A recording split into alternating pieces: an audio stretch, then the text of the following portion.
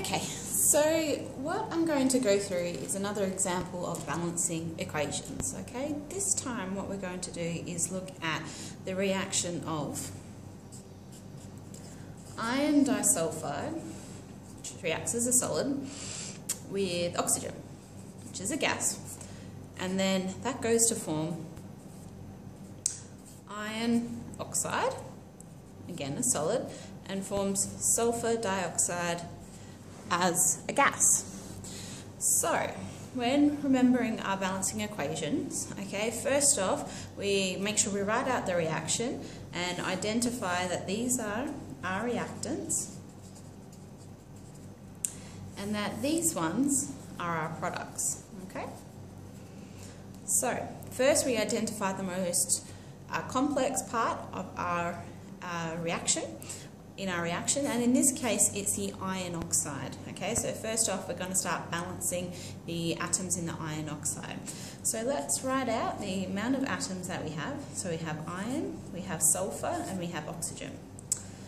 Again, iron, sulfur, and oxygen. Okay, starting off with the most complex, and what we'll do is we'll make sure we save the oxygen, which is the element, for last.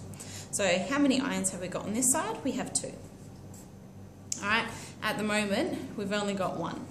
Okay, so to make sure that we've got 2 or equal amounts of iron, we're going to add in a new coefficient in front of the iron sulfide, okay, and that brings our iron up to 2. So now we've got our ions balanced.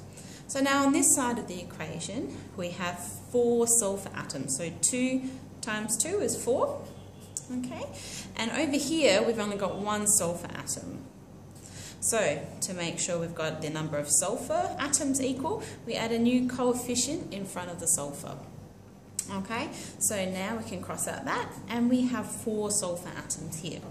So, we're saving elemental oxygen in this case till last, so we're going to add up the amount of oxygens we have on the product side of the reaction. So we've got 4 times 2, okay, which gives us 8. And then we're going to add 3. So that gives us 11 oxygens on that side. So now we need to make sure we add 11 oxygen, we have 11 oxygen atoms over here. So we put 11 on 2. Now the reason we have the 11 on 2 is because oxygen in this case is a diatomic molecule. Okay, so there's 2 oxygen atoms. So we need to take that into account.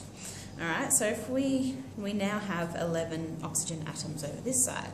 This is a fraction, okay, so if we were to actually do this fraction and write it out as a number, what we would have is 2 iron sulfide, plus 5.5 equivalents of oxygen goes to form iron 3 oxide, alright, and 4 equivalents of sulfur dioxide, as you can see there.